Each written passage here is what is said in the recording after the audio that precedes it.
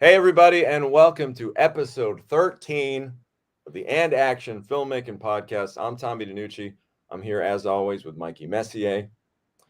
And today, we're going to do something a little different. We're choosing the power of positivity, and we're actually going to be talking about our very best days on set ever. And we're not just going to be here to kind of toot our horn and talk about some magical moments that happened and it's not going to be all just about positive bullshit. We're going to actually try to break down a formula and see if there are any consistencies between all of these great moments. And if we can pull out some of the ingredients that make these great days so special, maybe, just fucking maybe, we can recreate these days on a regular basis and have our best times all the goddamn time. What do you think, Mike? I think that's a good premise, Tommy. I like it. Before you brought that concept to my attention, I typically kind of just thought the best days on set are minor miracles or happy accidents or coincidences or the stars are in alignment. But to break it down and to see if there is any recipe that we can repeat, that would be great for people.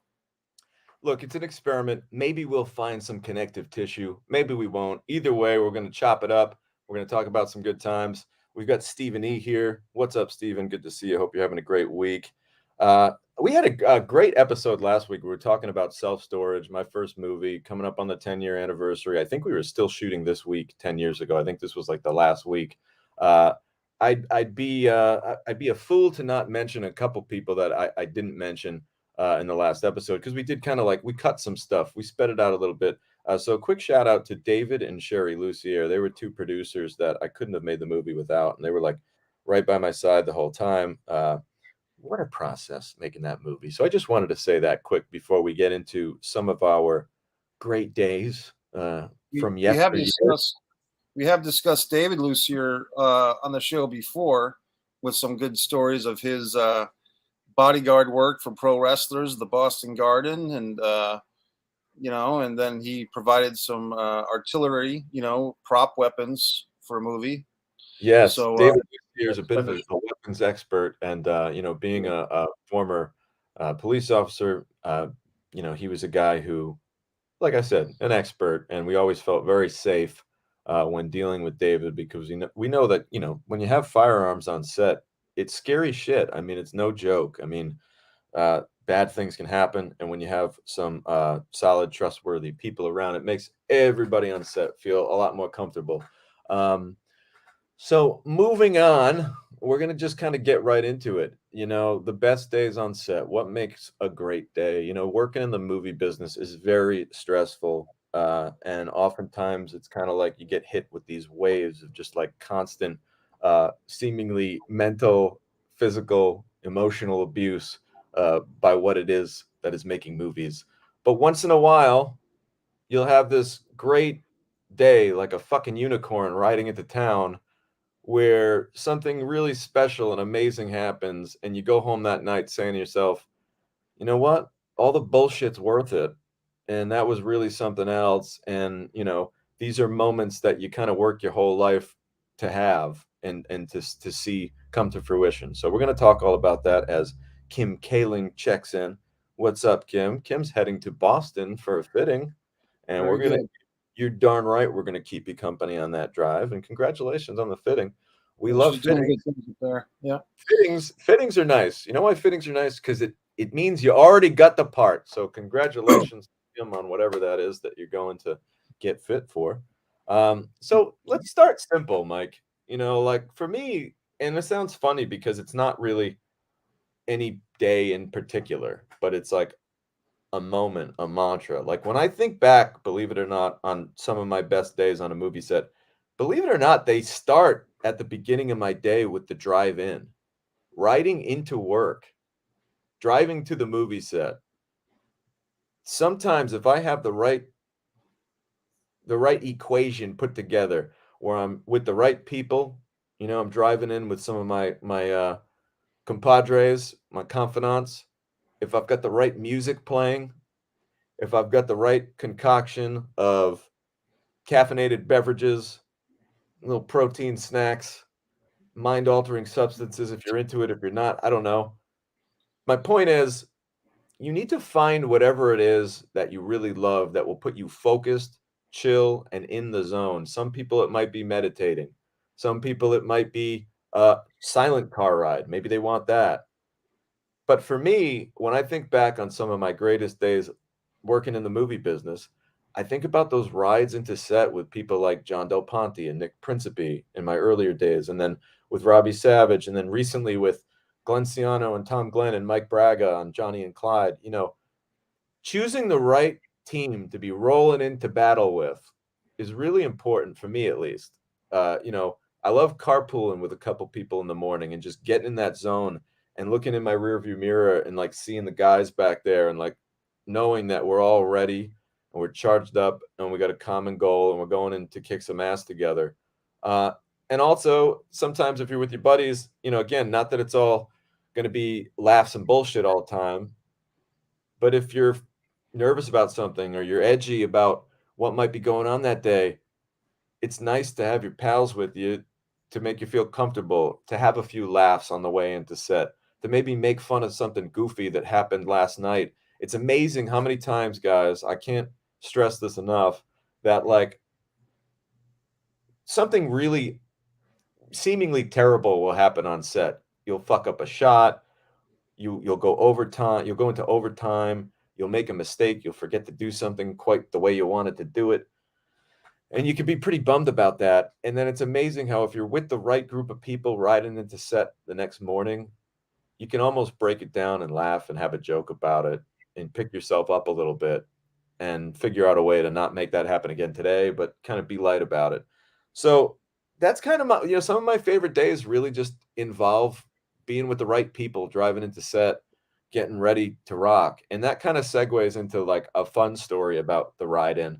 On Almost Mercy, we had a friend of our producer, Chad Verdi, had this amazing recreational vehicle. This thing was like a fucking tour bus that a band would be traveling the country in. Right. It was sleek looking, it was black, it was tinted, it had all of the accoutrements. It was a fucking spaceship. It had buttons everywhere. It was massive. It could sleep 5 people. There was a master bedroom in the back that was probably bigger than most people's rooms at home. And it was a bus, man, and the guy was really cool about it. He was like, look, I bought this for my kids. We go camping in it. We travel. I'm not using it for the next month or two. You guys can use it. And it became basically like our mobile command center. We would literally drive this bus to the set. And the cool thing about it was it also became essentially like, your trailer or, our trailer on wheels, if you will. It De was facto office. yeah, it was our place to kind of go and do business if we had to, or just get away from everybody or eat lunch or whatever. So it was really cool having this thing. I remember the guy was really funny. He was like, look, don't fuck it up. Keep it in nice condition. I don't want anyone banging in this thing. My kids travel it. And I was like, what do you think this is? Like, it's like me and John Del Ponte and a couple of guys. Like, I don't know what kind of shit you think is happening on these movie sets. But I liked his warning, though. I give the guy props for having the astute mind. No funny business in my RV. Okay, so we complied to everything. But there was kind of one funny, I mean, you're not used to driving a bus, right? Who the fuck drives Right. buses other than bus drivers? So John DePonte's captaining this massive thing. I wouldn't fucking drive it. I ain't even gonna try to drive that thing. And we were pulling out of the abandoned Woonsocket middle school, high school, whatever it was, shooting Almost Mercy. And he took a turn, and we just heard like a kind of noise, and we're like, "What the fuck was that?" And there was like an awning that John just like kind of took out, kind of scraped. Yeah. And we were obviously shitting bricks, trying to figure out, we got to tell Chad we fucked up this guy's RV. He's gonna have to tell him that we fucked it up. It's gonna be bad. And then we kind of like we broke out a ladder and we noticed that the scrapes and scratches were mostly on like the top of the RV. So Okay. John did his best to kind of clean them up, buff them out a little bit, but needless to say, it's a good thing that when we delivered the RV and returned it, the guy didn't have a ladder on him. He didn't go climbing around, and he inspected the inside, but he didn't inspect the roof, so we got away with it. It was all good, and Shame on him. driving in on a bus, man. Again, I know it sounds funny, but like you're thinking like the greatest days on set, it wasn't like when some actor told you something really special. It's like, no, man, when I think back to some of my greatest days on set, it was just like making movies with my friends, to take a page of the Willie Nelson song, making music with my friends. To me, those are some of the greater moments.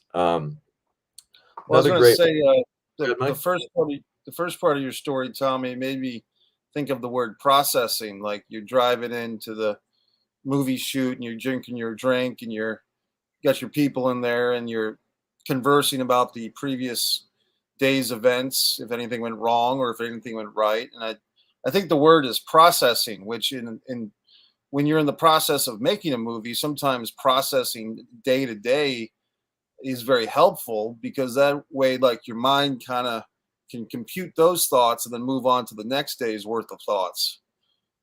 Yeah, it's a good point, Mike. I mean, making a movie is a very unusual thing because let's face it, no matter how great of an artist you are, chances are you can be the best director in the world. Name your favorite director. They're really only going to be directing maybe a movie, maybe two movies a year. So it's like it's not something that you do all the time. So you need to find ways to like you said, process this. It's almost like your body as a director goes through like a little sense of trauma. Right. Hell, it's a fucking big sense of trauma. Who are we kidding?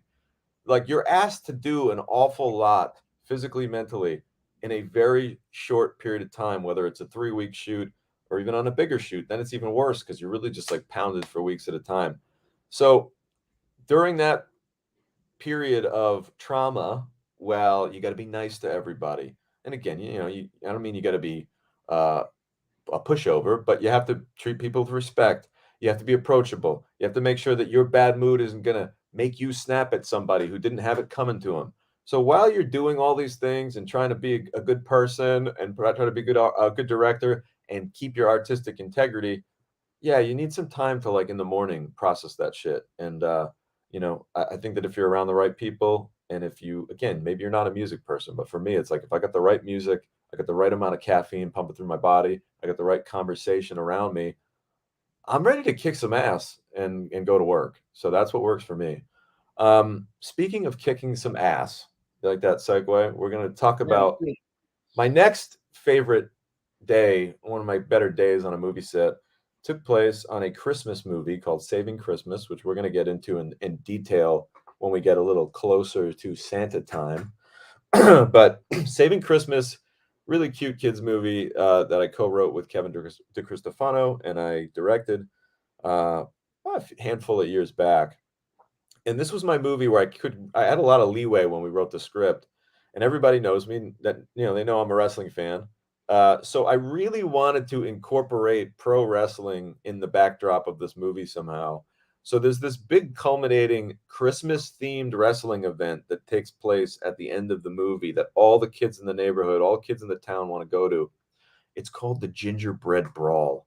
Uh, and it's something that's kind of talked about and promoted throughout the entire film. And then finally, one of the big payoffs in the end of the movie, we get to go to the Gingerbread Brawl and we get to see a match take place between the kids and the kids' favorite hero wrestler, played by Mike Bennett, the Miracle.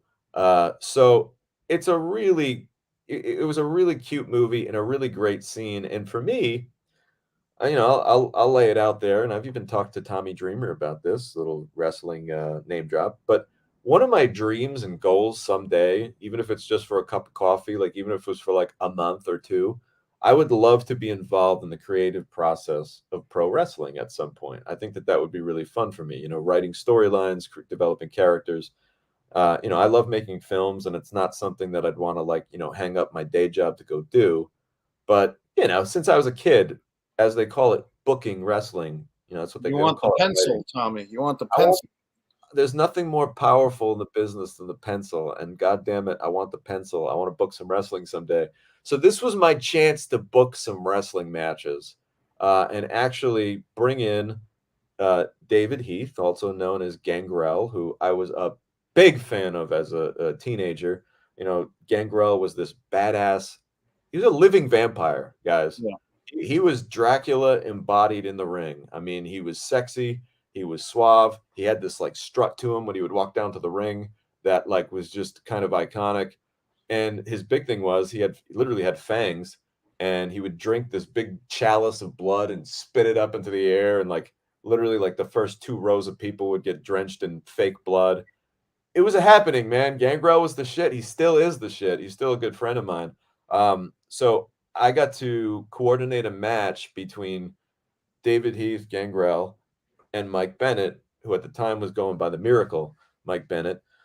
And these guys are just great. I've worked with Mike many times in the past. He was in Almost Mercy, so we've had a chance to. This was not our first time on set together. David Gear, our producing buddy, he was also involved in that match. Who at the time was doing a lot of managing as a wrestler. So there we were, man. Just to paint the picture real quick, I was in the middle of this small venue, but big enough to fill up with a couple hundred people.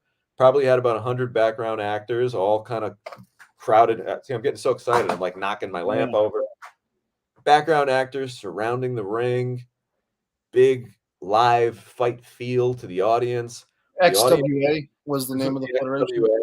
And the cool thing is, a lot of the fans that were there in attendance, a lot of the background actors were actual fans of the XWA, which is a local promotion based out of Rhode Island. So these are wrestling fans. They get it. They understand like when to cheer, when to pop, if you will. So I just remember one moment specifically, and Maria Canales was involved in that day. She was there that day. There were a lot of cool people there. Matt Stryker was there that day. Tommy Dreamer was involved, and he helped out. And I'll just never forget, man, like being in the ring, being like, "Hey, can Gangrel powerbomb David onto Mike?" And then, I'm sorry, can Mike powerbomb David onto Gangrel and then pin David? And then, Matt Stryker's looking in and Dreamer's looking, I don't know if he can get him up. And we're having these like actual wrestling conversations. And I'm in the ring. I'm like a fucking kid in a candy store talking wrestling with real life wrestlers, trying to decide how we can physically make this work for the scene. We ended up going with a really cool high spot at the end where basically, Mike Bennett body slams David Gear onto Gangrel, gets the 1, 2, 3, big pop. The audience goes crazy. And I remember sitting there watching it, and I can only imagine this is what it's like to be what they call at the gorilla position in wrestling, which is like essentially the director of the show at the monitor. And I remember like seeing on the monitor the wrestling action, and then in my periphery, all around my eyes, I could still see like the crowds pop and like the hands go in the air when he pins the guy, and the cheering and the deafening kind of noise. So it was this really cool visual where like my eyes saw the monitor and the rest of my eyes saw everything else. And it was just fucking incredible for me. And I really just felt like a little kid, like a little kid's kind of dream came true. So I'll never forget that. I remember looking over at Maria Canales, and I was just like glowing like a little kid. She was just like, "You're having a lot of fun right now, aren't you?" I was like, I can't even. Yeah, I don't even know what's happening.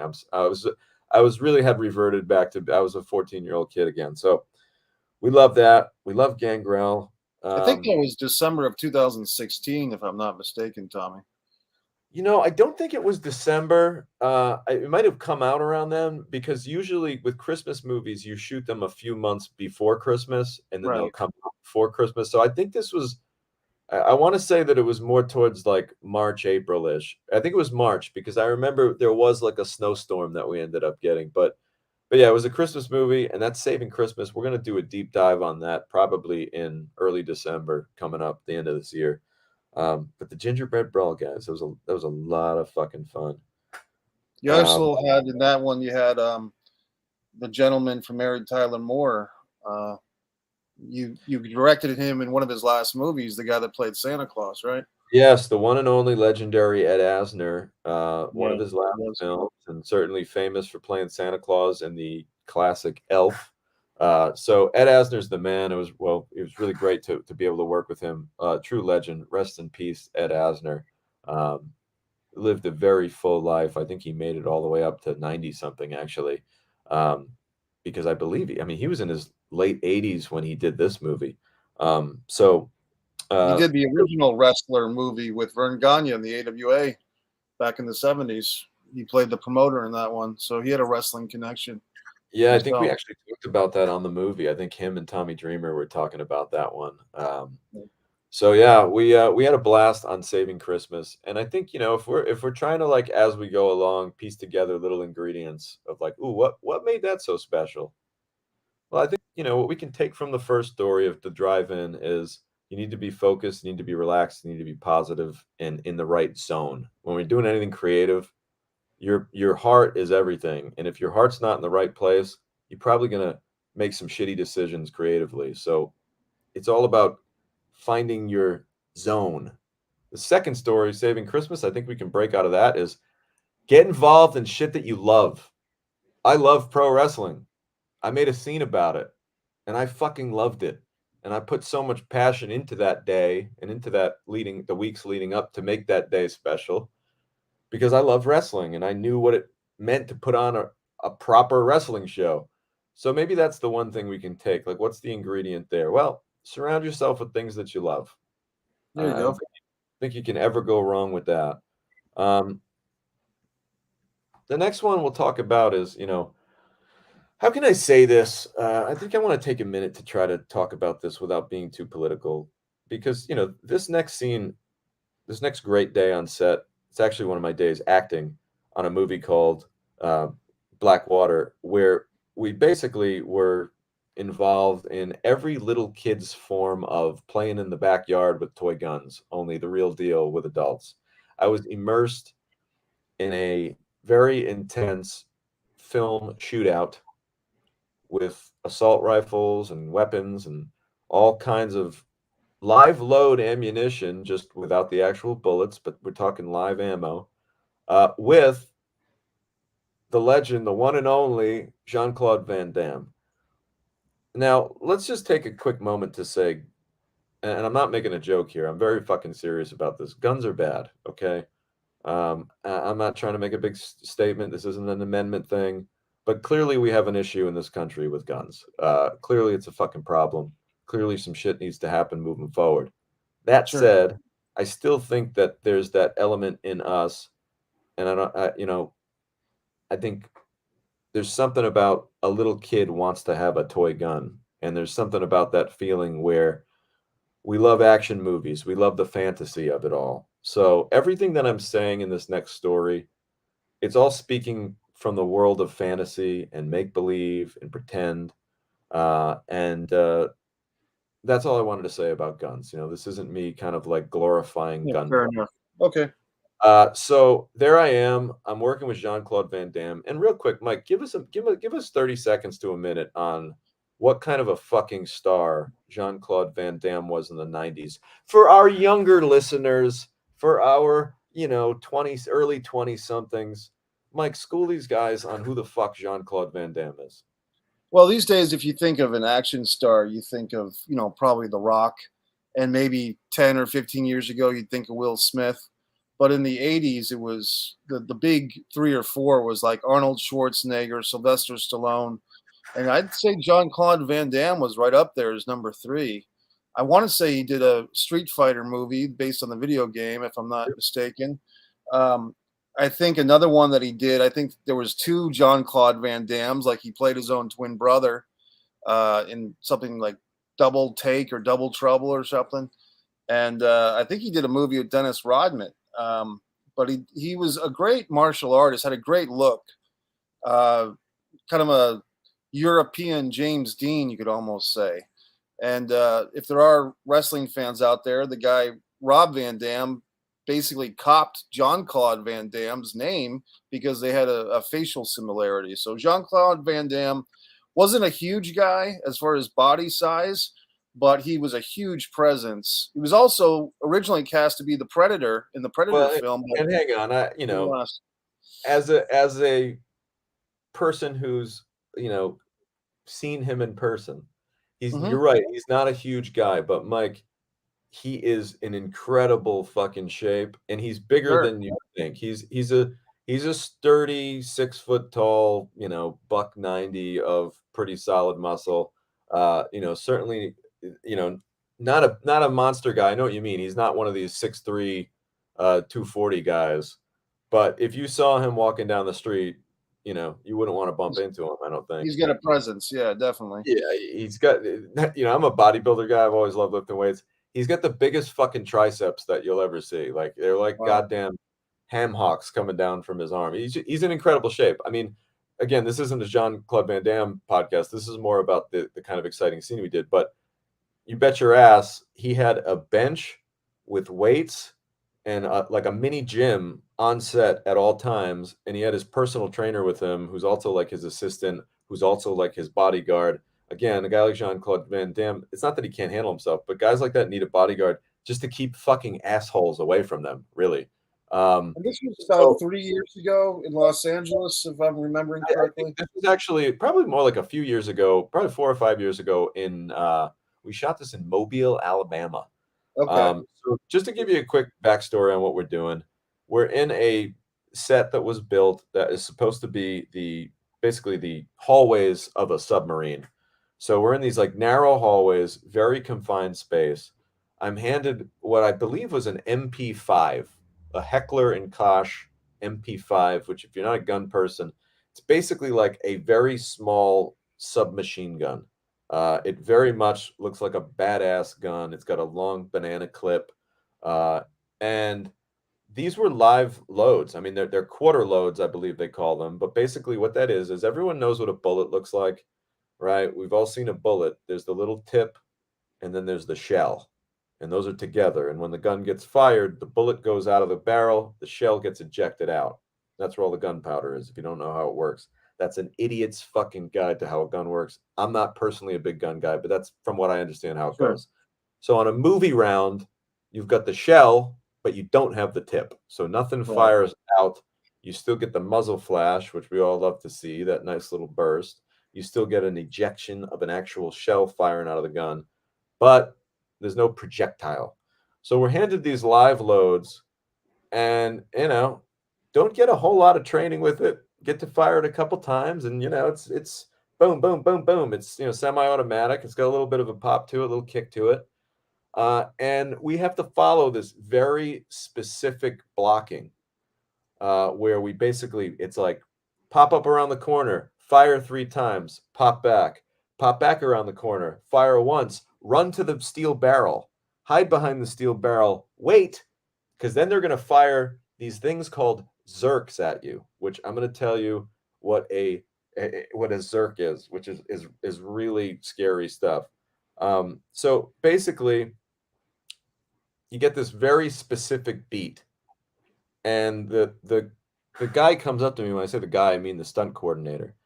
And we're in Mobile, so everyone's got a southern accent. He's like, "Now listen, y'all need to follow these instructions very carefully because I will be firing these zerks at you." And they call them zerks because, well, basically, it's zinc and magnesium.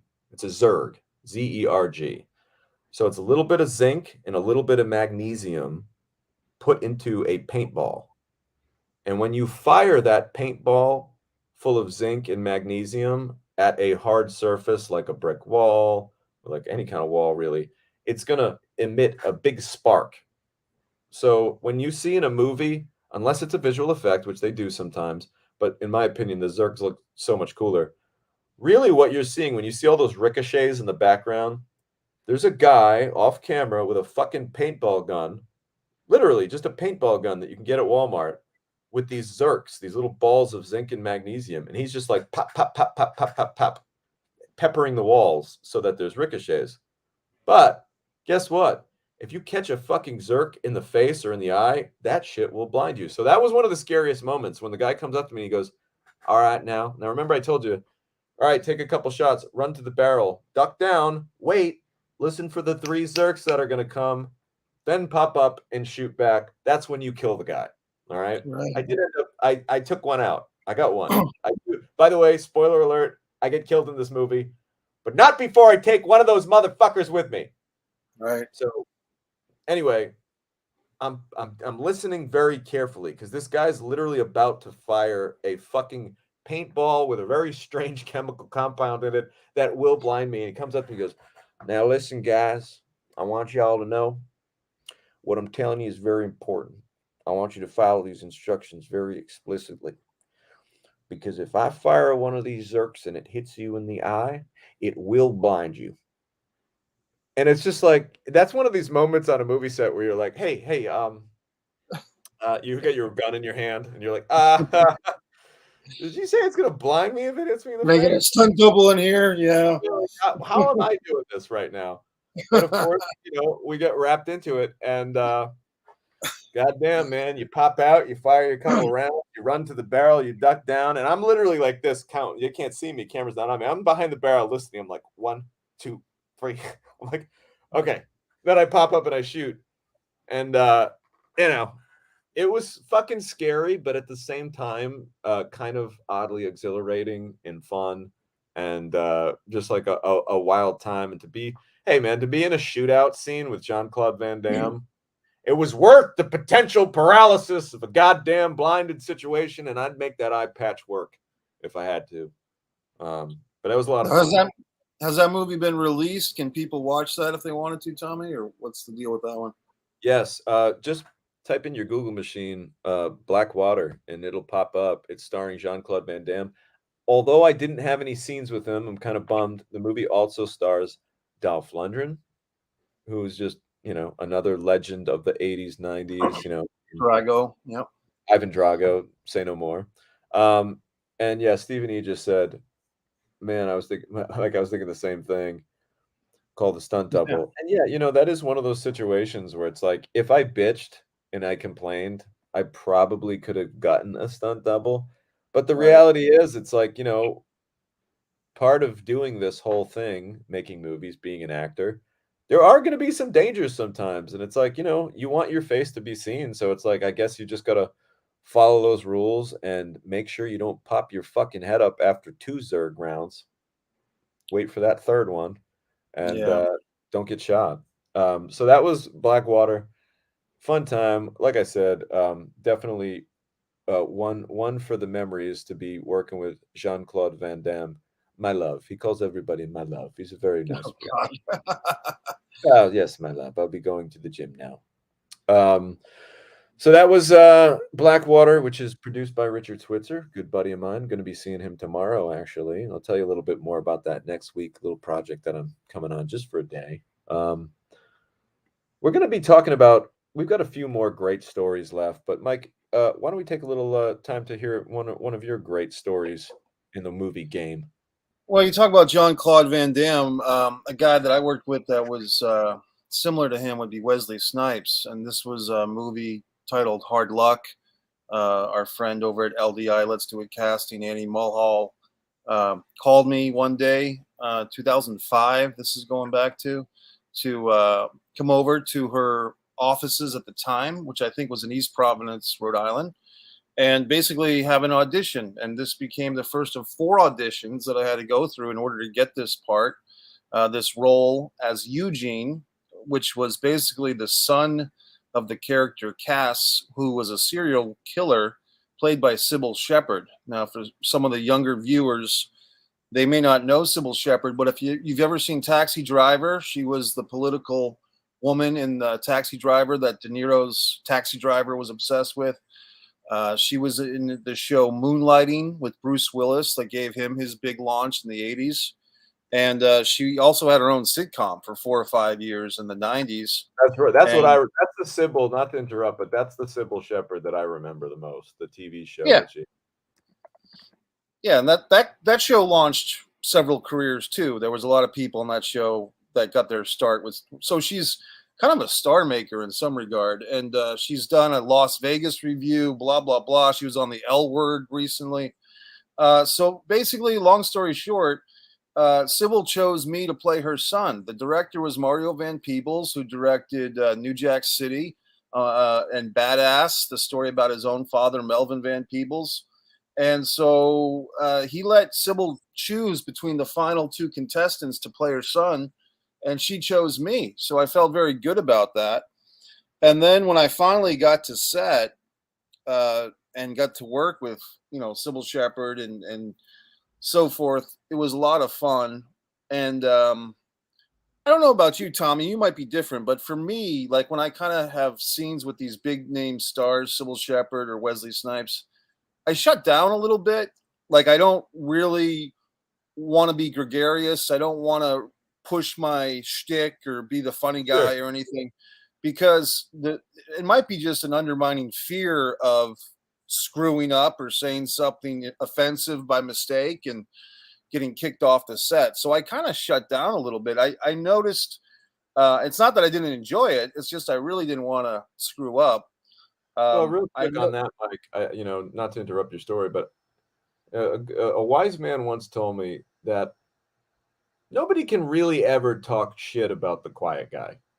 Like, right. what are you really ever gonna say about him? Oh, he's quiet. Okay. Like, so sometimes it's not so bad to be the quiet guy. And what I mean by that is not be a weird fucking shut-in, but just show up, do your job. We ain't looking for attention. You're not trying to make everybody laugh, and you go about your business. So I think that was the move when working with a star like that for the first time. And you were still a young actor coming up. So I Oh don't think yeah. you can never go wrong with just like, as they say, playing it safe. The actual day, Tommy, I mean, the first day that I was on set was interesting because it's not a big secret, but Wesley and Mario kind of had a little bit of tension there, creative and financial tension, apparently. Oh, And they geez. couldn't, Wesley took some issues with how the fight scene was written. So we actually started the fight scene of me, Mario, and Wesley Snipes, started the fight scene, left it suspended. Like basically, we shot the end of the fight scene first, then my next day on set was 8 days later with Sybil Shepherd, and this was like the really good day. Doing two scenes with Sybil Shepherd, one in the bathroom, I can say I had a bedroom scene with Sybil Shepherd, although she's tucking me into bed. And then afterwards, I had this moment where Mario Van Peebles takes me and Sybil Shepherd aside. So that's the three people in a little circle. And Mario says to us, uh, that was beyond. That was beyond. And he said to me in particular, and I want you to know she's the reason why you got the role. So like Mario gave credit to Sybil for casting me, which I thought was nice of him, and I had already heard that story. That was interesting. That was great, man. And then, like I said, Sybil actually asked to take a picture with me. She had her publicist or her handler take a photo of Oh, some cool. kind with me and her together. Although I, like I said, me being kind of reserved or whatever, cautious, I didn't ask to take a picture with her. Maybe I should have, and unfortunately, I never got a copy of that photo. I'm Just surprised you to didn't give her a copy of the Basketball Diaries and have her. right, give her a copy of one of my VHS movies. Um, when you mean fight or play basketball? Yeah, yeah, yeah, whatever, yeah, fighter play basketball. Sorry, I No, plugged the wrong well, guy. it would have been time jumping, Tommy, because I hadn't written the novel yet. That's available on Amazon. That was But just a way for me to work in a cheap plug for your book, and I fucked it up, Mike, to be honest with you. I But appreciate that. it's called Fighter Play Uh, Basketball. It's not right, Basketball Diaries starring what is that fucking Leonardo DiCaprio and Mark Wahlberg. It's a good DiCaprio and movie. Mark Wahlberg. God When damn, I need another cup of coffee, Mike. I'm I losing hear it. you, buddy. When I finished I'm taking a picture from you. I got the muscle milk today, the muscle milk protein drink. When Gotta I love finished the fight scene was like another week after that. So this fight scene was filmed. The end of it was filmed first. Then we went to the other location to film with Sybil. And then we come back because it took them 2 weeks to figure out how to start the fight scene because, like I said, there was some creative differences with the key parties. So Wow. overall, that was a great experience. It got me my SAG card at the time before the SAG after union, the union of unions, so to speak. And the whole deal was fun, Tommy. I had my own little trailer. I got paid. It was really a great way to get introduced to that bigger budget type of movie.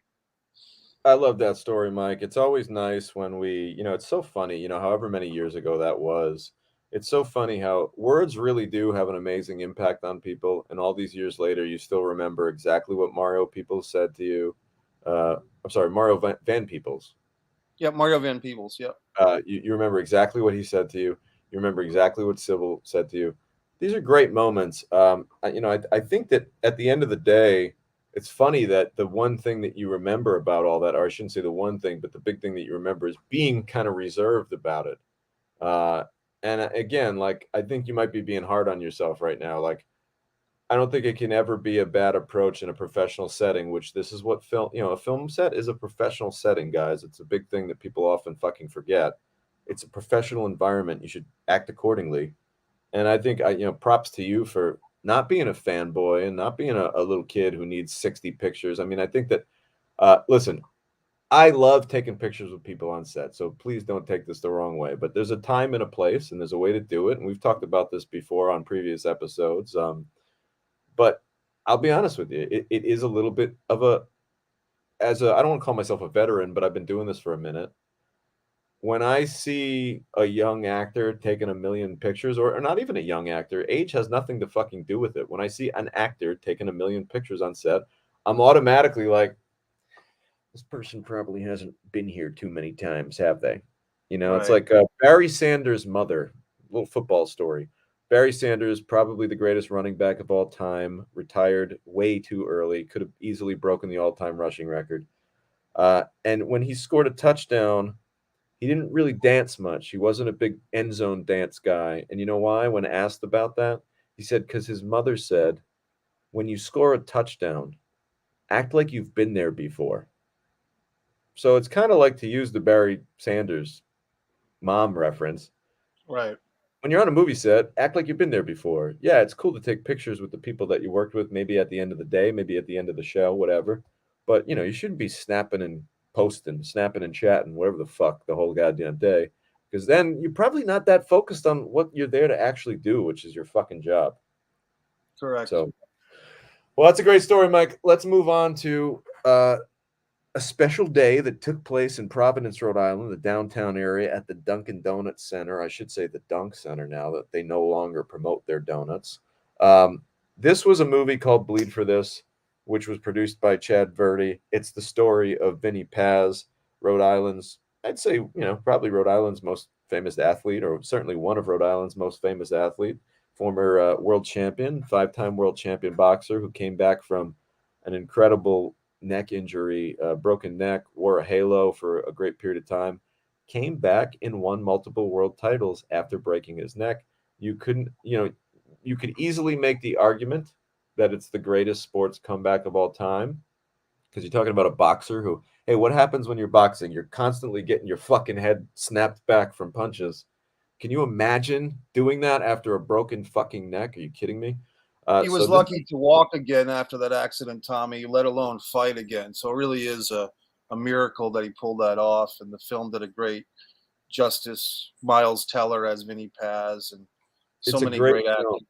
It's a really Yeah. great film, and it's one of the best movies that I've been involved in from, start to finish and get to really kind of see it all come together. We'll definitely be doing a deep dive on Bleed for This, probably in the fall, because we shot that one in the fall. I think we're going to do that one in November, Mike. Okay. So be on the lookout for that. But basically, this was a big day for us. It was the culminating moment in the movie when Vinny Paz essentially wins his world title back after being injured.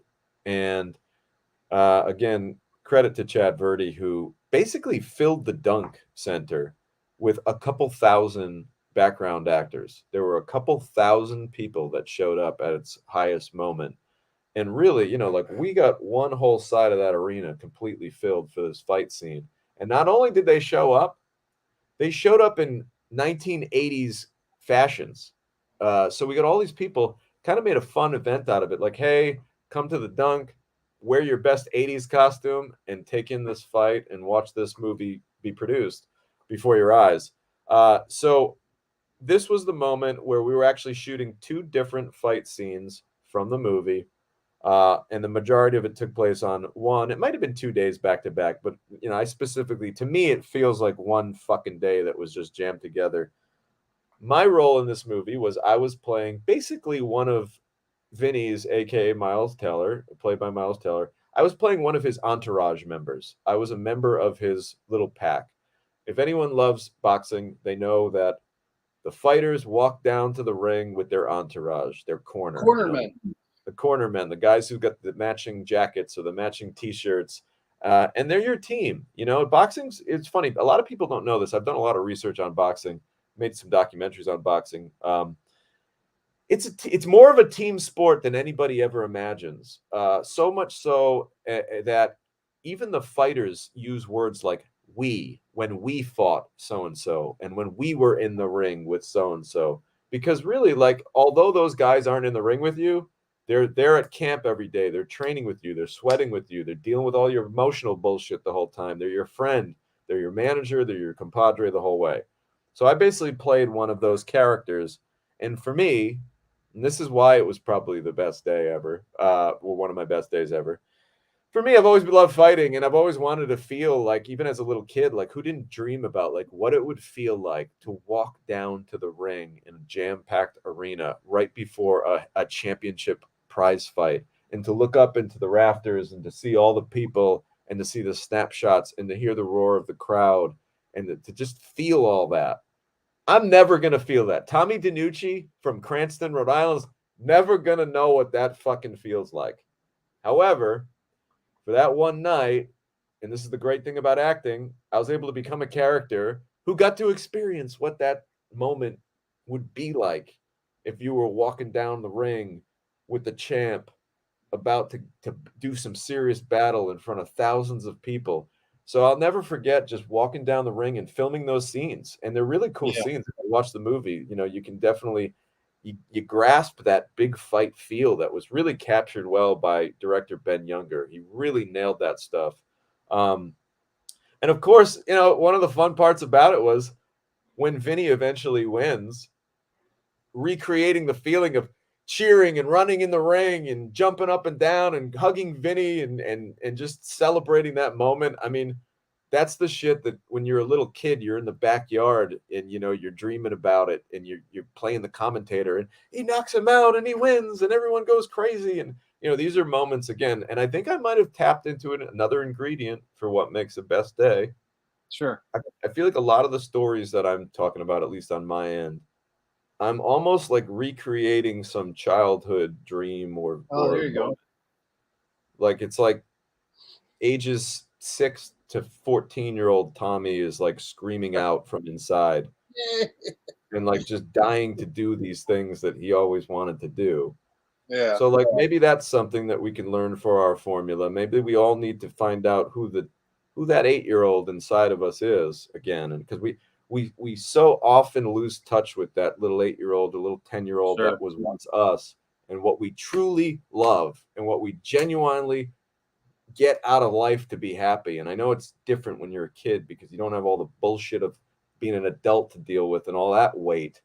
But I think it's important for us to sometimes like think back and be like, wait a minute, who am I in my most basic form? And that's that kid who wants to just run into the ring and celebrate and be part of that championship victory. And you know, that's kind of what I was able to do that night.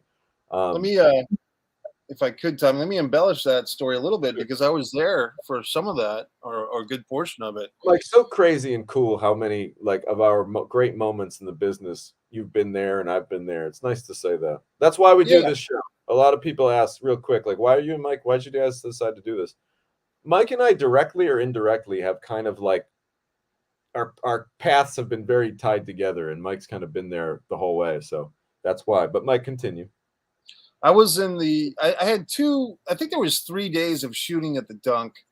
And I remember two specific spots where at one point I was in the audience watching the fights, and that was kind of fun too, you know, like to see Miles in the ring doing a fairly good job of boxing. He's not a professional boxer, he's an actor, but you know, this is the guy that's in Top Gun Maverick as a fighter pilot. So I mean, seeing him do his thing from that vantage point, and also seeing a lot of people from Providence and Rhode Island and Massachusetts, friends of ours that were there doing extra work or minor roles type of thing.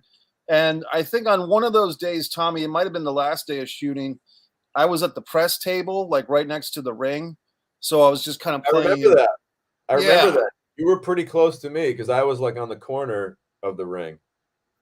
Yeah, so I got to see, and I'm wearing like a sport coat or whatever, and I had a little bit of FaceTime, which is always nice. But to me, I'm actually, at the time, and I still am, I'd say, friends with Vinny Paz on a personal level, the actual guy. We actually had a car accident together, not the famous car accident that's in the movie, but another generation later, I was in a car accident with Vinny Paz too, which is kind of a rite of passage for a Rhode Islander. Uh, but I did want to say, Tommy, you were a corner man that was very vital in this film, and a guy that you worked with was a good friend of mine, a good friend of yours too, who's since passed away, Joe Jaffo Carriere, who really had some good scenes in that movie as a cornerman. He helped, Miles as Vinny get into the car when he's got the halo on. I believe he had a scene that was edited out of the film, but it was an improv scene that was added to the DVD bonus where he's kind of yelling at the Kevin Rooney trainer character, played by Aaron Eckhart, if I'm not mistaken. Um, so Yeah, it was just nice. Joe Jaffo was a great guy. Quick word on Joe. We actually spent that whole day sitting right next to each other. In fact, I was literally, I'm pretty sure he was to my right. And yeah, like Mike said, Joe Jaffo, that's what I used to call him, Joe Jaffo. Great guy. Had a great, wonderful sense of humor. And if anyone who's been on a movie set knows that there's lots of waiting around, and sometimes you can get cranky and you get tired or whatever. And Joe was a guy who, on that day when it was a crazy long ass days. I mean, those must have been like 14, 15-hour days. Joe Defoe kept us laughing and in a good spirit the whole way. So, R.I.P. Joe Defoe. We're thinking about you, buddy. Let's move on to another. We got about three more big days that I want to talk about, and then we're going to wrap it up. I'm going to kind of breeze through this one because I'd like to spend a little more time on the next couple. But one of my favorite days ever on a movie set was on the movie Almost Mercy. We shot a throwback scene where we recreated the atrocities of the Mercy Brown story, which I'm not going to get into all that, but it's basically like the first ever written record of a vampire story in North America. So basically, I knew that I didn't have the budget to make a whole movie set in the 1880s, 1890s, but I figured, well, maybe just for like a couple scenes, I could flash back and tell kind of the backstory. So I needed a place in Rhode Island that looked like it was out of the 1800s. A place like, if you're from New England, like an old Sturbridge Village type place, like totally rustic. Wherever I point my camera, we're not going to indicate that it's 2000 whatever. So we found this place called the Gilbert Stuart Museum, which, quick history note, Gilbert Stuart is a famous artist who painted the George Washington portrait that is most famous for being his depiction on the $1 bill. Like he is, like that famous painting of George Washington that we've all seen a fucking million times. I'm pretty sure it's in the White House. If I'm butchering history of art, please forgive me. But it's the most famous painting of George Washington. That's what Gilbert Stuart. It's not. And dude, am I wrong to say did Gilbert Stuart sign the Declaration of Independence? He might I have. think I think he did. Let's see here. Gilbert Stuart. In fact, Tommy, if this museum was in off Post Road in North Kingstown, I think I lived down the street from it for a decade. That's the same one that I'm thinking of. I don't think he signed. I don't think he did sign that. Or maybe he signed the Constitution. He did some shit. All right. Gilbert Stuart he was a is player. an incredible player in that Patriot era. All right. Yeah, Please. yeah. So we're at his museum where he was basically his home in the 1800s is now a museum. So we shot there, period costumes, had some really cool special effects makeup done by Ben Bornstein. Danielle Golden was just phenomenal that day. We're going to do a deep dive on Almost Mercy at some point, so I don't want to give away too much, but she really suffered for her art that day. I mean, like we literally put her in a barrel of ice basically and chilled her down as part of like these weird like rituals that they would do to take the demon out of a person back in the 1800s. So Danielle brought it that day. That was the first time that I really worked with Fred Sullivan, who is a longtime collaborator of mine. Just a really special day. I remember kind of just uh, seeing Chad on set that day and seeing Michael Chase, who was one of the financiers at the time, and just seeing like a group of people. David Lucier was there, just like seeing the guys that I really respected, kind of watching me pull off what was at the time like a pretty big production value day. That kind of meant a lot. It was just like we pulled it off. There was this massive effect that day. This is the last thing I'll say about that Gilbert Stewart day. We had Bill Moseley on set, and we had built a fake torso of Danielle Golden from like her neck to like her midsection. And that fake torso, we had two of them. We could only afford two. And inside the torso was an actual heart. And in the heart, it was a fake heart, but there was blood and sinew and guck and everything. And there was a little bit of a scored incision, but you couldn't see it.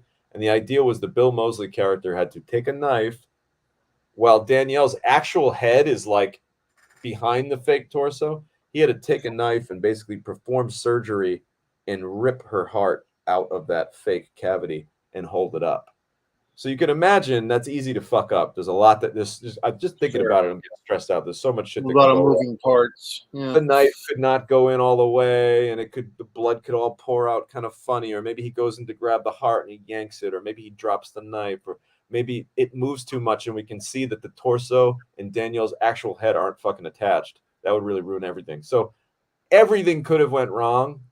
And sometimes you got magic and luck and whatever the fuck you want. Maybe it's a little bit of preparation. A little bit of preparation meets a little bit of good luck. And on that first take, Bill sliced that torso open. He reached in, he yanked that heart out, and even like the fucking aorta even kind of pulled a little bit, and he held it up. I remember, I'm almost embarrassed like thinking about it now, but I remember calling cut and literally like cheering, like I just hit a fucking home run. Like yes, that's what I'm fucking talking about. Like I was like going fucking nuts. Yeah, And everyone was almost like, people were getting excited for me, but they were also like, all right. Like it didn't seem like that big of a deal to everybody else. But right. I knew But you knew I how knew the hard it was. reality of like we only have one more of these fucking torsos. If this doesn't work, we're fucked. Like we're gonna have to do an Yeah. insert shot. It ain't gonna look the same. There's gonna be a cut. We're all gonna know that it's bullshit. Because when you cut, anytime you cut, like if I cut to an insert shot of a heart yanking out, we all Right. know that it's fake now. But if I'm able to see like her face and then the body and then it happens, we're able to extend the illusion a little bit further. And that's what we're trying to do. Suspend disbelief. Suspend your disbelief. That's what I was going in for. Yeah. I picked it right out because I know you, brother. So that was the Gilbert Stewart day. Mike, hit us with another great day before I get into my last two. Well, my friend Kim Kaling was there for this one. This was down in Connecticut, 2011. We've talked about the extra work thing. I think that was our second or third episode, Tommy. And I might have told this story on that one, but I'll tell a briefer version here. Basically, I went down to do Hope Springs extra work. Meryl Streep's in the movie, and I positioned myself in a way that I was more likely to be called on set. And I give a little bit of an insight on how to How'd do you do that. that? Tell us how Well, you did that, because some actors might want to know this trick. we were there playing fishermen, like locals at a fishing men's tavern, on the water, on the docks, right? So I'm looking around, and I'm kind of like your standard average white guy type of guy looking guy, and there was plenty of standard average looking white guys there that day. You know what I mean?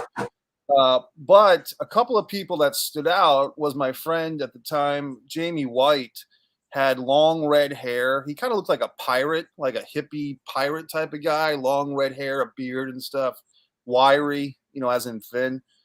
And he's talking to this young lady who's obviously going to be called on set because she was like a specialty extra. She was playing the waitress in the scene. So Jamie's kind of converging with her for his own reasons, I would assume.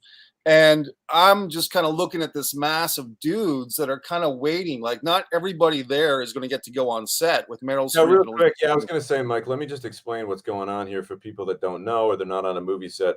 When you're an actor or a background actor on a movie set like this, you're put in what's called the holding room, and you kind of just wait there, and you just wait. It's almost like you're waiting to get picked on the kickball team. You're waiting for your number to get called. So basically, what happens is the AD will walk in. It's probably actually the second AD or the second AD. Maybe it's even just a fucking PA, to be honest with you. And they kind of walk in, and you know, us actors, we think that it's all like personal, but the Right. reality is the AD is probably just over the walkie, like, hey, I need 3 more. I need 3 more right now. And the kid's just going and getting the 3 more. So they'll walk into the holding room and they'll usually Right. be like, all right, you, and you come with me. And then all the extras, it's like a weird fucking, like, you're all in like some kind of a military prison, like you know, everybody gets up like they're about to get a ration of some food or something, and they're like, well, are they going to pick me? Uh, and you know, you get picked or you don't get picked. So Mike is actually right now just talking about maybe some little jockeying for position strategies. Jockeying for position, How you Tommy, can and get picked a little bit easier by that kid who comes in and says, I need 3. Give me you, and you. right. So our first place was holding, and like only about half of us went from holding to the outside of the set, which was this bar on the dock. Then the half that's at the outside in the parking lot, of which I'm included, that's when my jockeying came in, because that's when I see my friend Jamie, the redheaded pirate, and the young waitress character are kind of standing together, and then the rest of the group is basically generic white guys. And so I basically said, well, if the casting associate comes out, the second AD or whoever, the PA comes out and starts picking people, they're going to start picking people, and they're immediately going to cast the young lady because she's here to play the waitress, and they're probably going to pick Jamie because of his red hair. He looks a lot different than everybody else. He stands out, but in a good way. So I started moseying over there, and I just kind of started, talking to Jamie and the girl a little bit, just being, quote, casual, but knowing the whole time, Very I think methodical approach. yes, I've increased my chances because, and bro, it worked to a fucking perfection, because when that production assistant or second AD or whoever he was came out and starts pointing his finger, I was immediately pointed with the girl and my friend Jamie, the redhead, to go on to set. We get on to set. There's Kim Kaling was actually Elizabeth Shue's stand-in, and then there's Meryl Streep. And long story short, I got used in a scene with Elizabeth Shue and Meryl Streep, and they even used my name in this film, Hope Springs. So it was a nice surprise. But as you said, Tommy, I did some promotion of myself that day in a very subtle way. Yeah, I think that's a great move, and I think that other actors need to pay attention to that. You know, it goes to show you, like, again, I'm not trying to point any fingers or dunk on anybody, but I've been in extra holding rooms before. Remember, the first 2 years of my career, I couldn't book a fucking part to save my life. And the first couple years I was an extra. So I've been in these holding rooms. I've been around all these background actors. And a lot of times everyone's so busy bullshitting or playing on their phone or reading a book, whatever the fuck, that or taking a goddamn selfie, that they don't pay attention to these little things that, hey man, maybe I could get myself on set a little quicker if I'm just like paying attention to how the flow of the set goes. So if you want an inside tip on being an actor, keep an eye on the PAs. You know, really, like, you can learn a lot. Like, when you're a background actor waiting around, you'd be surprised because you think PAs, they're just doing the kind of entry level stuff.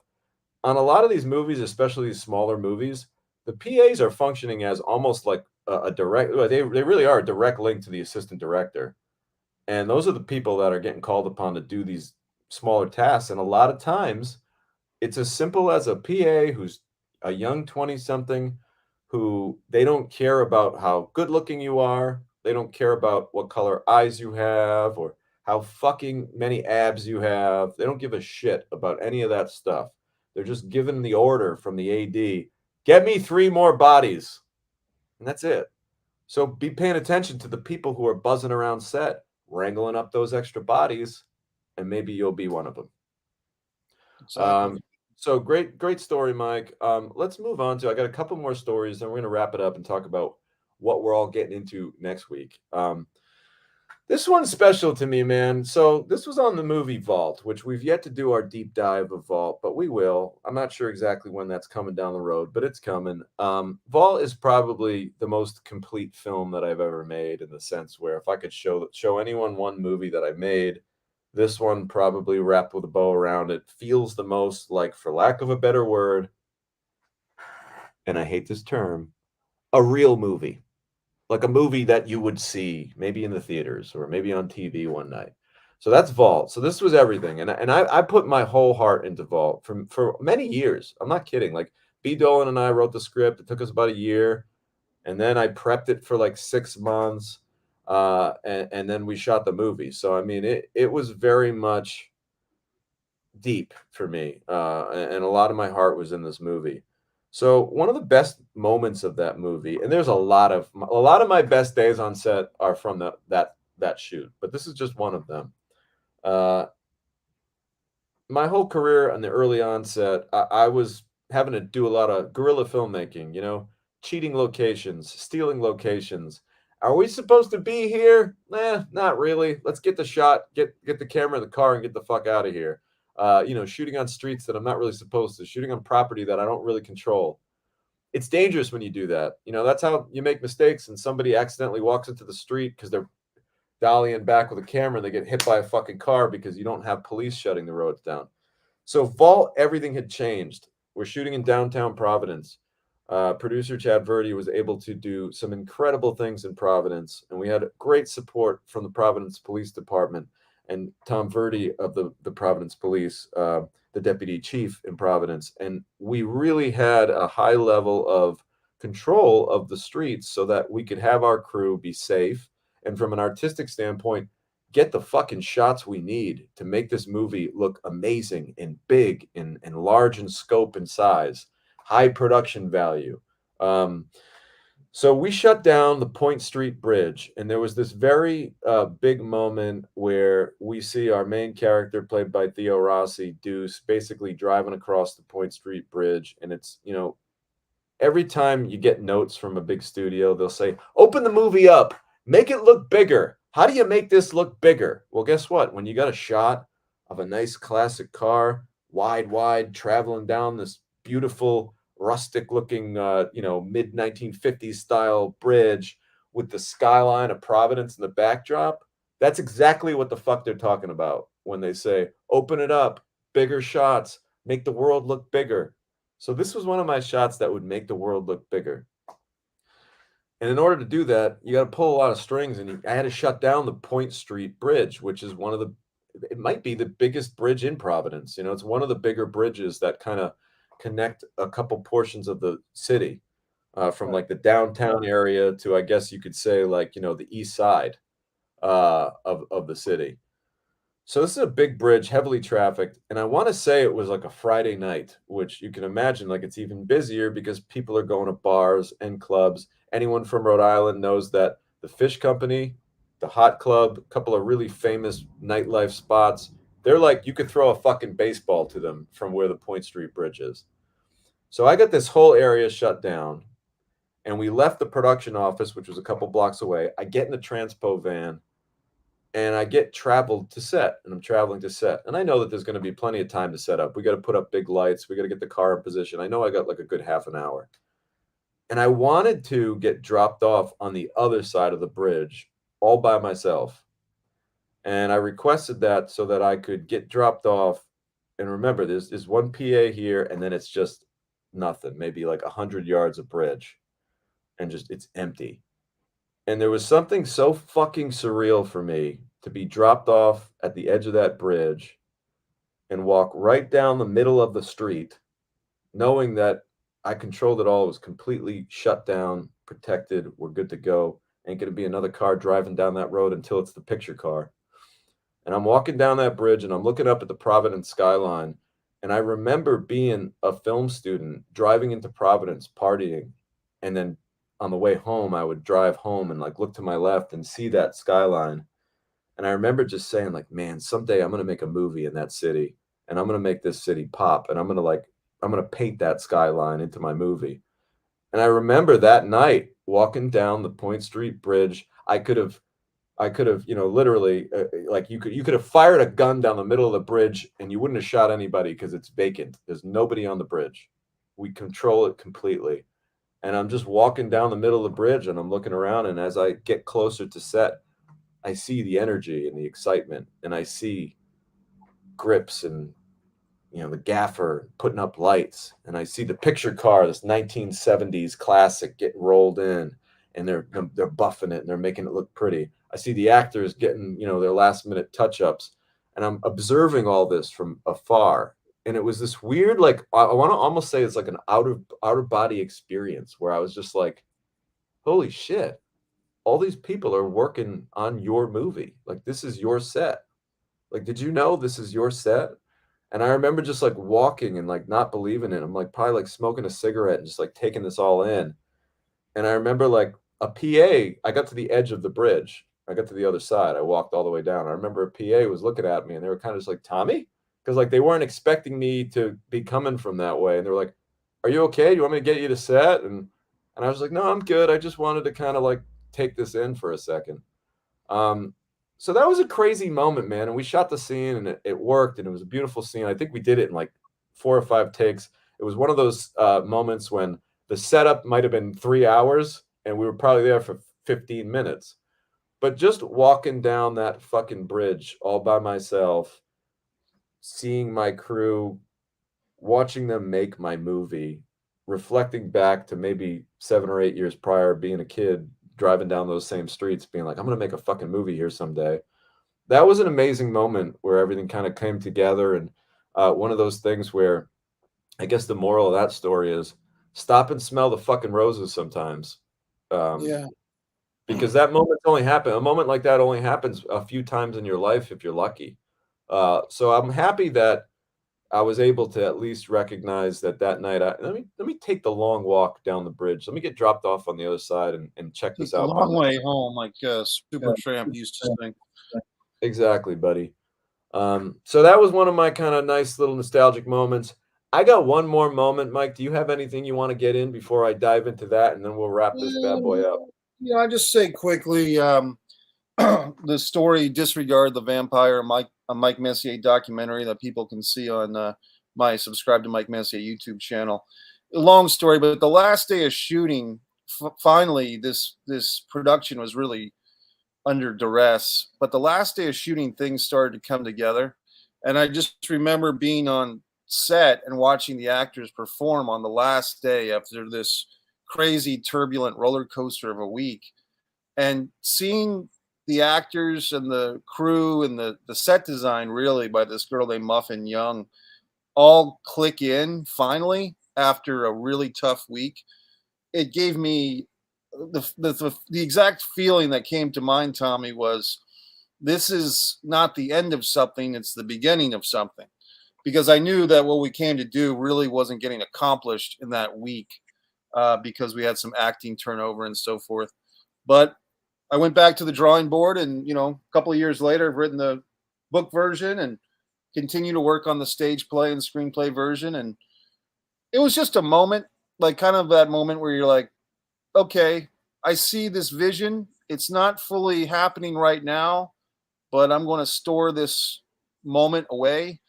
And when the time is better, hopefully it'll come together on a bigger scale.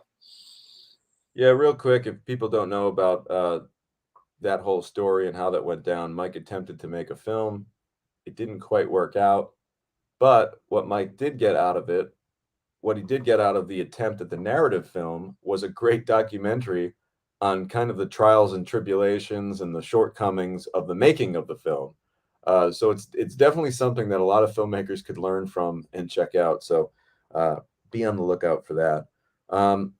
My last story is really, it's kind of one of the more current stories. It's about Megan Fox's last day on set and our, one of our, I shouldn't say last days of Johnny and Clyde, but certainly one of the bigger days on Johnny and Clyde. Uh, this was a day where we had Megan Fox on set, and we knew that we had about 13 pages to shoot with her. Anybody knows film knows that like even a 7-page day is kind of a tricky day. So like 7, 8, 9, oof, every page gets tougher and tougher. When you're looking at a 13-page day, with effects and costume changes and all these different lighting schemes. It's very ambitious. But we made it happen, and I remember Megan just, like, at one point in the night, we were probably close to the overtime spot, whether it's, 12 hours in. And I think this day ended up being like a 14 or a 15-hour day, but I remember about 12, 13 hours in, I was getting nervous, and I was starting to wonder, like, "Shit, do I have to start to cut stuff? Do I have to start to combine things? What am I gonna do? We only got a few hours left." And Megan literally said, and here's the other thing, she had a hard out. She had to get on a plane at, like, 7 in the morning. So it wasn't like there was no chance of, "Hey, maybe we could get this tomorrow. We do it another time." There was no other time. So at one point, I think Megan, I don't want to put thoughts or words in her mouth, but I think she recognized how hard everybody was working and that there was um, no lollygagging of any kind. Like we were really trying our best to just get this day done and get it done at a certain level. And I think she recognized that. And at one point, when maybe she saw some of the fear in my eyes, she was kind of just like, "Hey, listen, I just want you guys to know, like, I'm here. Like, I'll work all night if we have to. Like, I'll work till I got to get on the plane, basically. So, don't worry about me. I'd rather just like let you know now, like, let's push through this thing." So sometimes as a filmmaker, just hearing that, it's kind of like, whew, okay, big sigh of relief. Like I know because she's within her rights to at a certain point be like, "I'm Yeah, I out of gotta here." go. It's called portal to portal, Mike. That's a term that, a lot of people might not have heard, but if you're negotiating a contract with a big name actor, they have a deal, which is like, hey, and I'm, the number could change, but let's say it's 12 hours. They're like, "Hey, I'm agreeing to do this movie 12 hours portal to portal," which means the portal one is their fucking door in the morning at their hotel. So when they leave the hotel, that's portal one. Not when To they when get they to get the set, when they leave the hotel room. when they walk in their hotel room at night, that's portal to portal. So you can imagine, depending upon where the fucking hotel is in relation to set, you're losing almost a half an hour to an hour minimum right there just on the travel. All the time in the makeup chair, all the time getting changed, getting dressed. When you're eating lunch for an hour, when you break it down, you probably only have them on set for like 7 hours, 8 hours. So it goes quick. So hearing Megan basically say like, "Don't worry, I'm gonna stick it out. Let's do this." That made me feel really good and gave not just me, but gave the entire crew the confidence they needed to go ahead and plow through the rest of the day and get it done. And I remember the end, what was the end result? An unforgettable victory where, I don't drink a lot, but I'll drink if I've got something to celebrate. And we certainly had something to celebrate that night. I was walking around with a bottle of Jack Daniels like I was a goddamn pirate, sharing Fabulous shot. Freebird. Yeah, and I was like, Michael, yeah, I was a fabulous Freebird, and I was just so excited. And I remember we had this really cool rooftop lounge at the set that we were shooting the location. And I remember that night, like myself and a lot of like really key close circle of my crew people that I've worked with for many years and some new people too. We were just partying on that roof literally until the sun came up. And somewhere there's a bunch of great pictures of us all like kind of having this victory moment with the sun, kind of high in the sky. It's probably like 7 or 8 in the morning at this point. And we rocked it out all night and then partied till the sun came up. It was a big win for Johnny and Clyde and a big win for the entire really the entire cast and crew, because without those scenes, the movie would not have the weight that it needed to do what I think it's going to do. I mean, it isn't out yet. Um, well, that I'm was a looking great forward to story. that one too, Tony. That was a great moment. Some great stories. Again, if we could really break it down, let's just spend 1 minute here trying to Sure. think and trying to reflect. As you can see, it's very hot today. And the humidity, if you've been paying attention to my hair as the show goes on, you can see that it's raising to new levels now. It's just Yeah. it's gonna take up the entire frame if we go much longer. So we Billy, do have to wrap this Billy up. Crystal-esque. Yeah. Yeah, it's You're really getting your getting inner Billy crazy. Crystal going. Yeah. I'm getting a haircut tomorrow, everybody. So basically, to just wrap it up, some things that I noticed, some consistencies, right? Surround yourself with good people, people that make you feel comfortable, people that make you feel happy, people that make you feel creatively stimulated. Those kind of people are going to help you.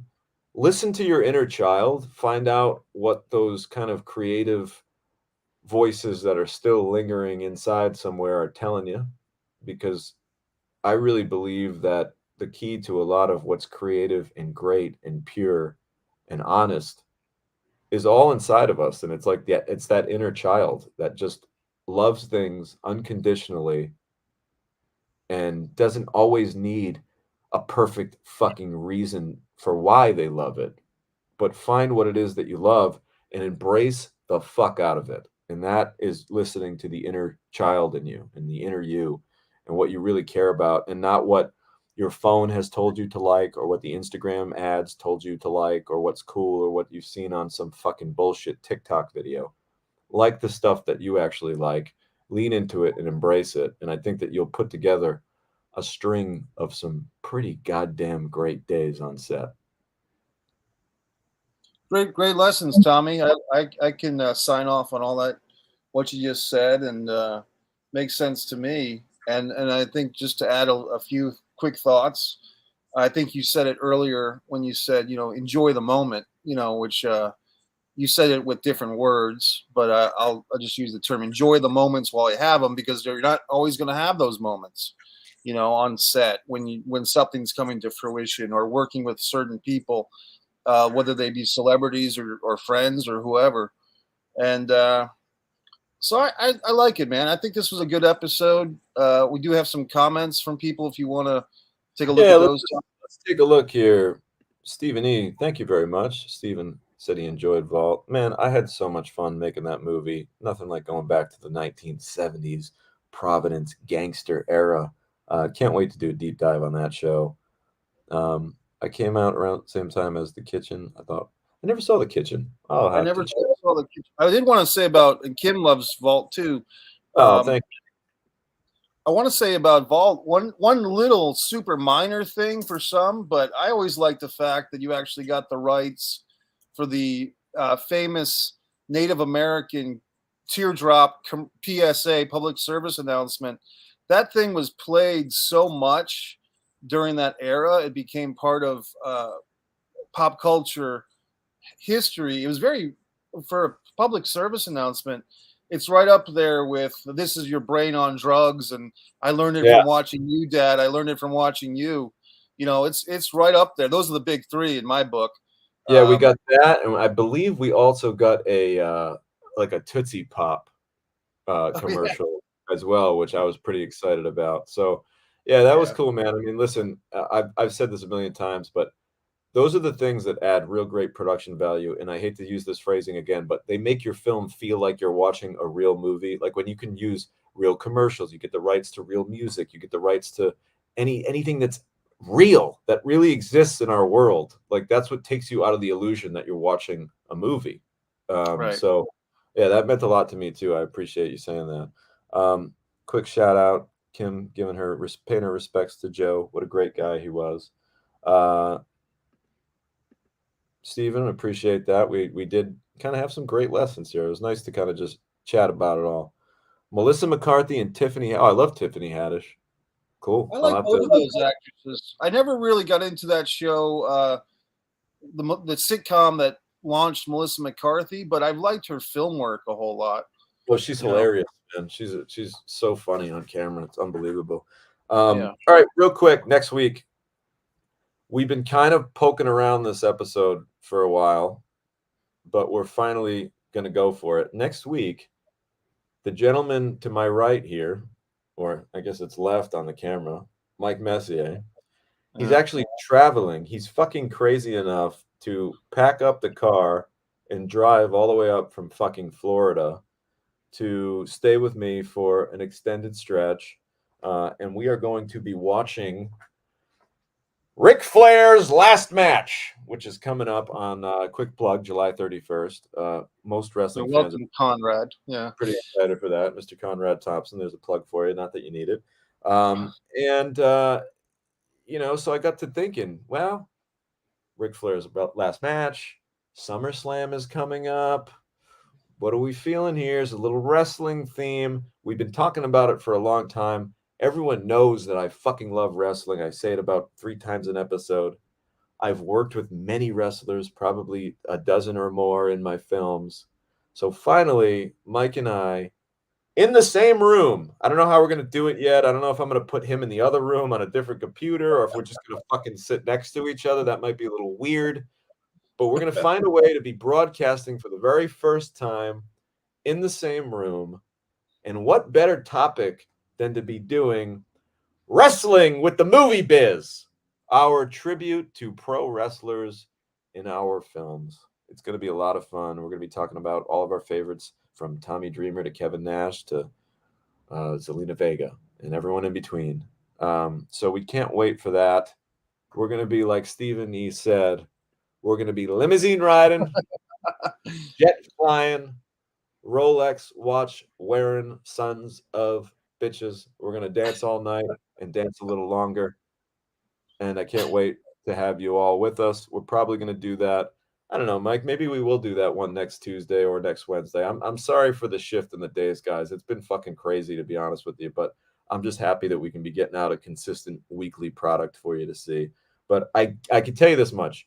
It ain't going to be any deeper than Wednesday of next week. So it's either going to be Tuesday or Wednesday. We'll let you know early. The truth is, Mike is going to be matriculating his way up the East Coast. So we got to wrangle that in and see when he lands. But that shit is going down. We're going to be wrestling with the Movie Biz. So thanks for tuning in, everybody. We hope you have a great rest of your week. And we look forward to seeing you next week on An Action episode 14. See you guys. See you.